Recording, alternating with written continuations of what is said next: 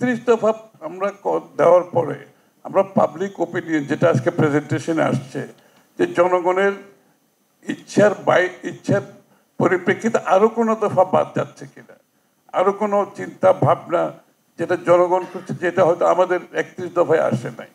এই জন্য আমরা 31 দফা একেবারে প্রতিটি অঞ্চলে নিয়ে গেছি, জনগণের সামনে পেশ করেছি এবং তাদের মতামত দিয়েছি।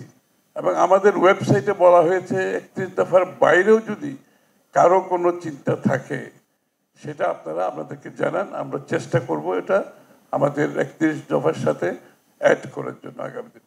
সুতরাং আমরা অলরেডি এই এক্সারসাইজটা করেছি যেটা প্রেজেন্টেশনে বলা হয়েছে যে জনগণের ইনপুট ইজ ভেরি ইম্পর্টেন্ট। আমরা কি চিন্তা করছি সেটা তো অবশ্যই রাজনৈতিক দল হিসেবে আমাদের চিন্তা, ফিলোসফি, ধারণা, রূপরেখা থাকবে, কিন্তু আমরা একদম অবসেসড হয়ে যে আমি যেটা চিন্তা করছি এইটা করতে হবে, এই যে একটা মন মানসিকতা আমাদের কিছু কিছু রাজনীতিবিদদের মধ্যে ডেভেলপ করে গেছে, এটা আমরা চিন্তা করছি এটা হতে হবে এবং এখানে কনসেনসাসের বাইরে গিয়েও হতে হবে। আপনারা দেখেছেন দীর্ঘ, শফিক সাহেব বলেছেন যে দীর্ঘ আলোচনার পরে একটা কনসেনসাসে আমরা আসছি এবং কনসেনসাসে আসার পরে আমরা সনদ সই হয়েছে, এখন বাস্তবায়নের কথা হচ্ছে। সনদ সই হয়েছে একটা কনসেনসাসের মাধ্যমে, সুতরাং আমাকে সেটাকে রেসপেক্ট করতে হবে। তার বাইরে আমার অনেক চিন্তা থাকতে পারে, এটার প্রতি আমাদের রেসপেক্ট থাকতে হবে যে আমি যেটা চিন্তা করছি না আরেকটি রাজনৈতিক দল চিন্তা করছে, তার প্রতি আমার সহনশীল হতে হবে, রেসপেক্টও থাকতে হবে।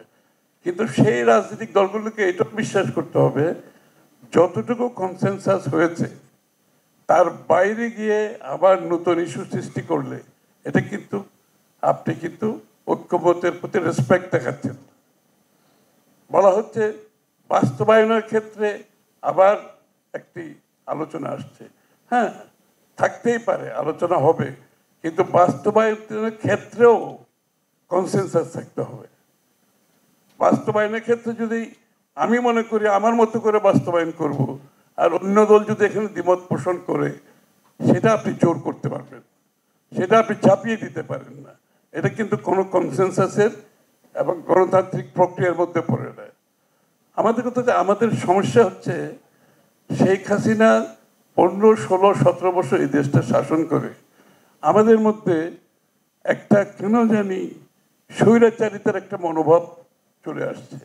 আমরা মনে করি যে আমার দফা, আমার দাবি, আমার চিন্তা না থাকলে তাইলে কিন্তু আমাদের